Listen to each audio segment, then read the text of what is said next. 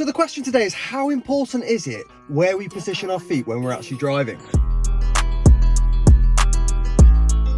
So the reason I made this video for you guys is because I was talking to my brother over the phone the other day, and believe it or not, he's a very confident person, but driving is not one of his confident points. So I've been helping him along with that. I mean, he passed his license 3 years ago. So we've just been boosting his confidence a bit more with that. Anyway, I spoke to him over the phone the other day to ask, how's it going? You know, he's still driving?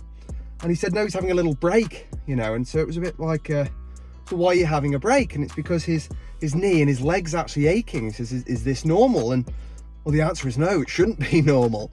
So after a bit of digging, because that's what driving instructors do, they dig, we asked a few questions and we figured out why his leg was actually aching. Let's dive in. So with a manual car, you've got the 3 pedals. You've got the clutch, which is on the left, then you've got the brake, which is in the middle, and you've got your accelerator on the right. With a automatic car, you'll only have 2 pedals, so your left foot generally just rests on the left here. Your right foot will do all the accelerating, or what I like to call the gas, and it also swivels onto the brake as well. So first, let's focus on the brake. Where should your foot actually be? Well, the most important thing here is your heel needs to be on the floor, and you're ideally going to use the ball of your foot to press the pedal. Now, I actually use my toes for this, but that's because I've got abnormally long toes. As you'll see here, they are huge, okay? I like to call them extra hands. So I tend to just use my toes, but normally you'd use the ball of your foot. Now, the reason we try and keep our heel on the floor is because you've got to think, how often do you press that gas pedal when you're driving? And I'd say between 70 and 90% of the time, and the other 10%, you're either not pressing the pedal or, you know, you're on the brake pedal. So it's important that that foot and that leg is actually comfortable. If your leg's in the air and your heel's not on the floor, which is often the case when learners begin to learn to drive, it's often that they try and keep their leg in the air. Well, as you can see, my leg's already shaking. I'm not the fittest of people, but my leg is already shaking, and I'm only lifting it up for a second, and that's because you're putting a lot of strain on your leg, so you're using all the muscles in your leg. And when you're driving around, maybe you're driving half hour an hour, you're going to find that that's going to feel like you've ran for 10 miles down the road, which isn't what we want every time we drive.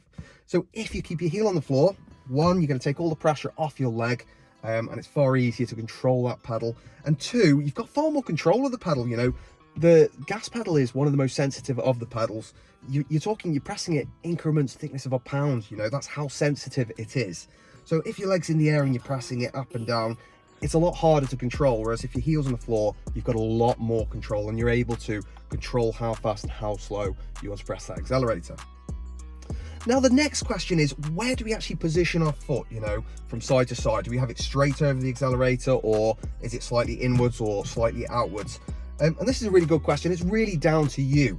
For me, I like to think, well, what do these pedals, you know, where does our foot actually go? And our right foot actually uses the brake and the clutch. So for me, my foot's straight over the brake generally, because the brake's, you know, a more powerful pedal. You're going to need a little bit more power with the brake than you are the gas pedal.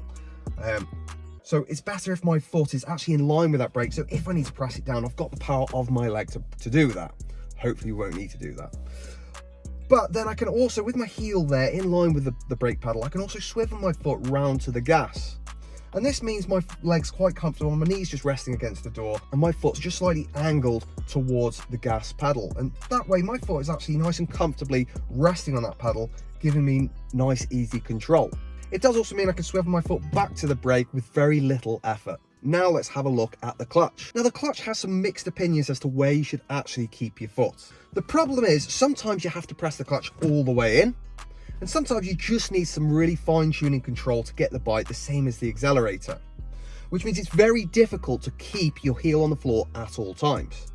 Because what happens is, if I keep my heel on the floor and press the pedal all the way in, I then lift it up and my foot rides up the clutch. I then put it back down, my foot rides up the clutch even more, and eventually my foot gets stuck underneath the car, which isn't a very good option when you're trying to get the bite in traffic or really fine-tuned driving. So you've got a couple of options here.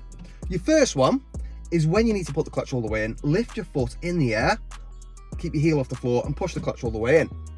Then when you need to bring it up to get the bite, bring it up with your heel still off the floor. And when you're close to that bite point, then rest your heel back down. It gives you that fine tuning without your legs shaking and losing control.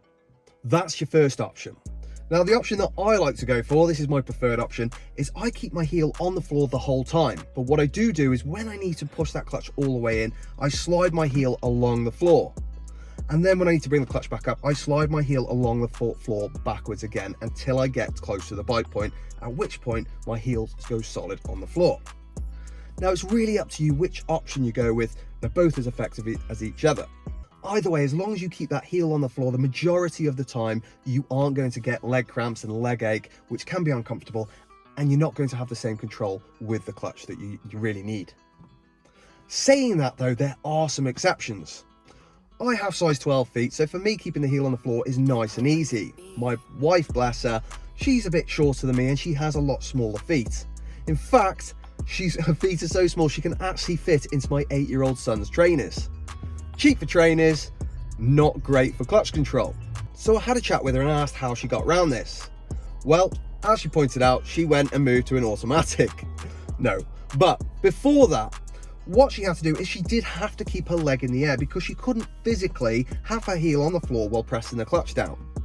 Now, this does vary from car to car. This will vary from, depending if it's a car, a van, and how high the pedals are, because not every car's pedals are the same height. Now, my car unfortunately has very high clutch and brake pedals. So for someone driving this car, you are going to, if you've got small feet, you are going to end up having to keep your leg in the air. Now, that's okay. It is possible to do that, and you will strengthen your leg muscles to get that same control as you would if you kept your clutch on the floor. Although it is going to probably take a little bit longer than it would if you were able to keep your clutch on the floor the whole time. Now, you have got another option here. I understand it's not a cheap option, but the other option is to actually choose a different car. If the car you're driving in has very high pedals, try and find a car that you're comfortable with and able to keep your feet on the floor. As I say, I know this isn't a cheap option, but it is an option all the same. Now, from my experience, and I'm no car expert at all, what I've tend to find is that diesel cars tend to seem to have higher clutches, while petrol cars seem to have lower clutches. Now, that's not fact at all. That's just from the experience I have. It might not be the case at all. It might just be the cars I've happened